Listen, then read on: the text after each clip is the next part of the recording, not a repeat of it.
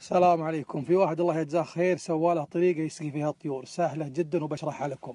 هذا جرك الفاضي وهذا 5 لتر مليان. أول شيء بنسويه راح نقص الجركل من هنا ونحط في القطعة اللي تبقى هذه ماء، وناخذ هذه نخليها مثل ما هي مسكرة ونفتح لها فتحة من هنا وننزلها داخل القطعة.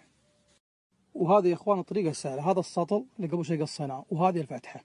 كل ما نقص ماء السطل من القارورة على طول ينزل الماء. شفتوا الفتحة؟ وهذه الطريقة يا إخوان انتهينا منها. ولا تنسون حديث النبي صلى الله عليه وسلم: في كل كبد رطب هجر. حطوها في ظلال عشان الطيور تستظل وتشرب ولا يحتر الماء.